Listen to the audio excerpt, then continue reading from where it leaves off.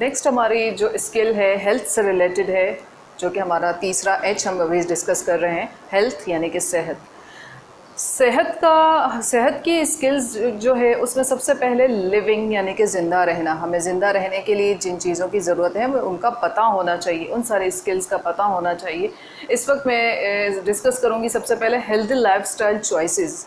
हमारे पास choices life में होती हैं कि हमारे पास बहुत से ऑप्शंस होते हैं, हम जिनमें से किसी एक को भी अपनी तबीयत के मुताबिक चूज़ करते हैं। दूसरा, हम हेल्थ फैक्टर को जहन में रखते हुए हम अपनी चॉइसेस बनाते हैं, अपना लिविंग स्टाइल बनाते हैं, अपनी आदात व अतवार बनाते हैं। तो ये सब कुछ लिविंग स्टाइल में आता है, और लिविंग स्टाइल और लाइफ स्टाइल चॉइसेस हम अपनी तरफ से खुद डिसाइड करते हैं। अब डिसाइड तो तब इंसान करेगा ना जब उसे अच्छाई और बुराई का फ़र्क पता होगा। तो अर्ली एज से ही हमें लाइफ स्टाइल चॉइसेस के बारे में इंफॉर्मेशन बच्चों को देनी चाहिए, और किस टाइप का लाइफ स्टाइल वो पिक करे वो उसे नॉलेज होनी चाहिए।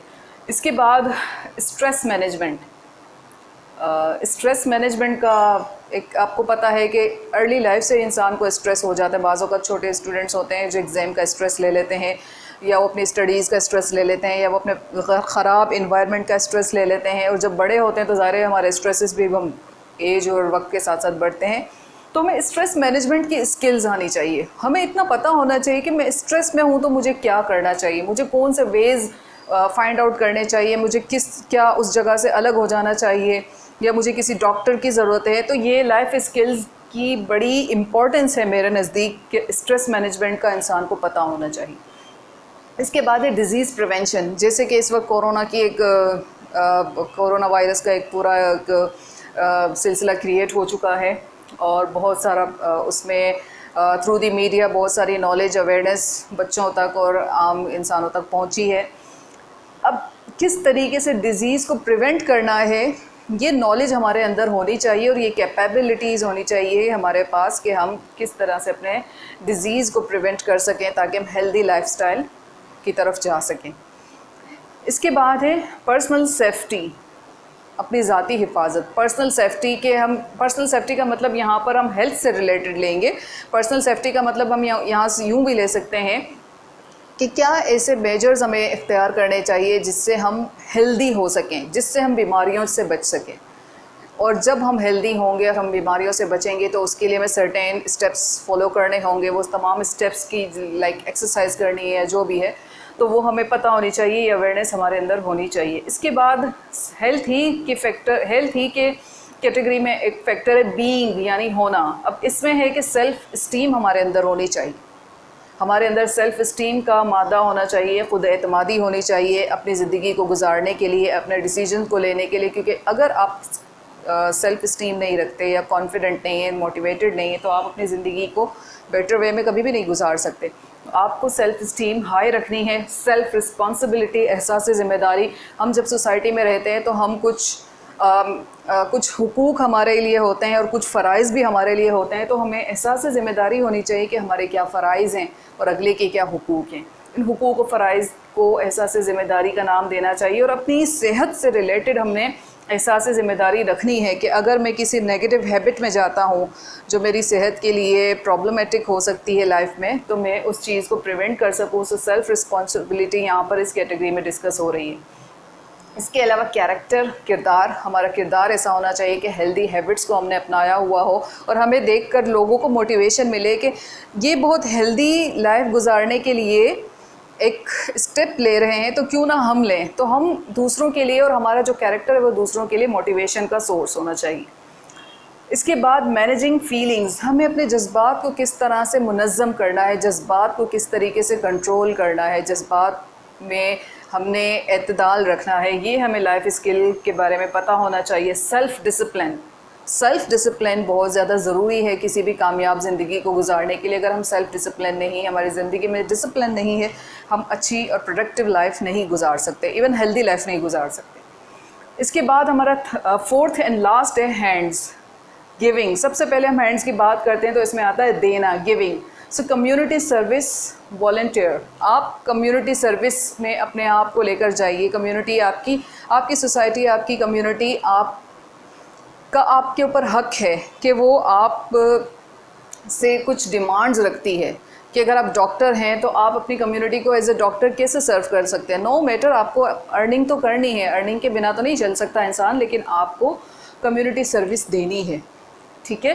लीडरशिप स्किल्स होनी चाहिए आपके अंदर। लीडरशिप स्किल्स होंगी तो फिर आप कम्युनिटी सर्विस भी अच्छे तरीके से दे सकेंगे, आप अपनी सोसाइटी में अच्छे लीडर्स क्रिएट कर सकेंगे। अच्छे लीडर्स आपकी सोसाइटी को आगे तक लेकर जाते हैं, तरक्की और प्रॉस्पेरिटी की हद तक लेकर जाते हैं। तो आपके पास लीडरशिप स्किल्स होनी चाहिए। रिस्पॉन्सिबल सिटीजनशिप, रिस्पॉन्सिबल सिटीजनशिप का मतलब ये है कि ज़िम्मेदार शहरी होना चाहिए आपको पता होना चाहिए कि मेरे क्या काम करने से मेरे मुल्क को फ़ायदा होगा, मेरे क्या काम करने से मेरे मुल्क को नुकसान होगा। तो ये ज़िम्मेदारी का एहसास वो आप हुब्बुल वतनी के एंगल से भी देख सकते हैं इसको। इसके बाद है contribution to the group effort, इज्तिमाई कोशिशों में हिस्सा लेना। इंडिविजुअल हमने अपनी लाइफ सेट की, अपने प्रोफेशनल लाइफ सेट की, हमारी फैमिली उससे बिल्कुल अच्छी तरीके से गुजारा हो रहा है, सब कुछ है, लेकिन आपने as a group, as a community, as a जमात, आप किस तरह से अपनी जमात को, अपनी कम्युनिटी को, अपने इलाके को, अपने मोहल्ले को, अपने मुल्क को, अपने सूबे को फ़ायदा पहुँचा सकते हैं। सो ये कंट्रीब्यूशन होनी चाहिए आपको एहसास होना चाहिए कि मेरी कंट्रीब्यूशन। बाज़ औक़ात यूँ होता है कि हम एक बंदा क्या कर लेगा, एक बंदे से ही तो पूरी मिल्लत बनती है, एक बंदे ही से तो पूरी कौम बनती है, एक बंदे ही से, एक कतरे ही से तो समंदर बनता है। तो यहाँ हम क्यों ना ऐसी कोशिशें करें जिसकी बिना पर हम अपनी सोसाइटी में कोई पॉजिटिव चेंज ला सकें। इसके बाद है कारोबारी सलाहियत, मार्केटेबल स्किल्स। आपके अंदर ऐसी स्किल्स होनी चाहिए कि आप अगर कोई ब्रांड है तो आप उस ब्रांड को आगे प्रमोट कर सकें। आपके अंदर इतनी स्किल्स होनी चाहिए। इसको आप कम्युनिकेशन स्किल से भी कनेक्ट कर सकते हैं कि आपके अंदर कारोबारी सलाहियत ऐसी होनी चाहिए, कन्विंसिंग पावर ऐसी होनी चाहिए कि आप अपने ख़यालात या अपनी कोई भी प्रोडक्ट है या अपना कोई भी आप नज़रिया आगे अगर लोगों तक पहुंचाना चाहें तो आप पहुंचाने के काबिल हों। इसके बाद है टीम वर्क। अक्सर लोग यहाँ फंस जाते हैं, वो इंडिविजुअल वर्क तो बहुत अच्छा करते हैं, लेकिन जब टीम वर्क की बात आती है तो वो कॉन्फ्लिक्ट्स का शिकार होकर अच्छे से अच्छा एबिलिटी रखने वाला बंदा भी पीछे हट जाता है। तो टीम वर्क करना ये एक बहुत बड़ी स्किल है। आजकल की बड़ी बड़ी ऑर्गेनाइजेशन जब जॉब अपॉर्चुनिटीज़ के एड्स देती हैं तो वो ये कहती हैं कि टीम वर्क की एबिलिटी होनी चाहिए। वर्क अंडर द प्रेशर, एक ये एबिलिटी भी मांगी जाती है, एक स्किल मांगी जाती है। सो टीम वर्क, इज्तिमाई काम करना, ये भी एक स्किल है जो कि लीडर्स में बहुत ज़्यादा पाई जाती है और पाई जानी चाहिए। इसके बाद है सेल्फ़ मोटिवेशन, ज़ाती हौसला अफजाई। ज़िंदगी में बहुत से ऐसे मौके आते हैं जिसमें आपके पास कोई नहीं होता आपको मोटिवेट करने के लिए, आपकी अचीवमेंट को सेलिब्रेट करने के लिए। तो आपने ख़ुद अपने आप को इस तरह से ट्रेन करना है कि आप अपनी हौसला अफजाई ख़ुद कर सकें, आप सेल्फ़ मोटिवेटेड हो।